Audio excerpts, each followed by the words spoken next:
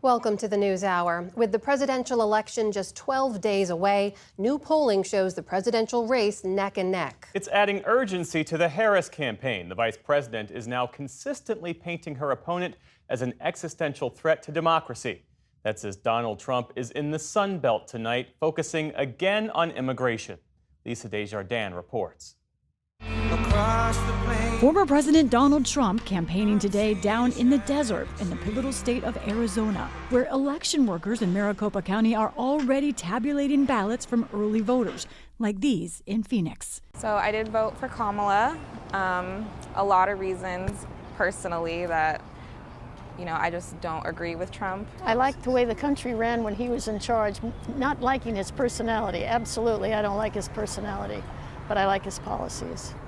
Trump is at Arizona State University to rally the college crowd, but also to put the spotlight back on one of those policies, immigration. She has eradicated our sovereign border, and she has unleashed an army of migrant gangs who are waging a campaign of violence and terror against our citizens. Something his opponent, Vice President Kamala Harris, was pressed on repeatedly at a CNN town hall last night. She was asked whether she supports more border wall. Let's just fix the problem. To fix the problem, you're doing this compromise bill. It does call for $650 million that was earmarked under Trump to actually still go to build the wall. I'm not afraid of good ideas where they occur. So you don't think it's stupid anymore? I think what he did and how he did it did not make much sense because he actually didn't do much of anything.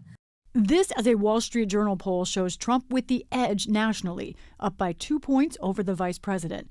And a new Marist poll shows tight races with Trump in the lead in North Carolina and Arizona, and Georgia a tie. All of those polls within the margin of error. Harris also made headlines last night for her other answers about faith. I do pray every day, sometimes twice a day. And for her thoughts after Trump's former chief of staff said he fits the definition of fascist. Do you think Donald Trump is a fascist? Yes, I do. Yes, I do.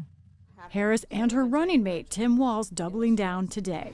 You have the choice of a Donald Trump who will sit in the Oval Office, stewing, plotting revenge, retribution, writing out his enemies list. But don't kid yourself. You're somewhere on that list, too, if you disagree with these people. That's who they are. Trump had his own accusation against Harris last night at a rally in Georgia that was one of his largest in recent weeks. Our country is being destroyed and crippled by Kamala Harris, a person that got no votes. Therefore, she's a threat to democracy. And speaking to conservative podcaster Hugh Hewitt today, Trump also talked about what he would do if elected to special counsel Jack Smith, who is overseeing the 2 federal cases against him. We got immunity at the Supreme Court. It's so easy. I would fire him within 2 seconds. From Trump running mate J.D. Vance today, a written argument in an op-ed in the Pittsburgh Post-Gazette accusing Harris of prejudice against Catholics. The Harris campaign did not comment after our request for response. But the column brought Vance union criticism for crossing a virtual picket line. Workers have been on strike at the paper for 2 years. Fewer than 2 weeks to go, and the campaigns are battling across media and across the map. For the PBS NewsHour, I'm Lisa Desjardins.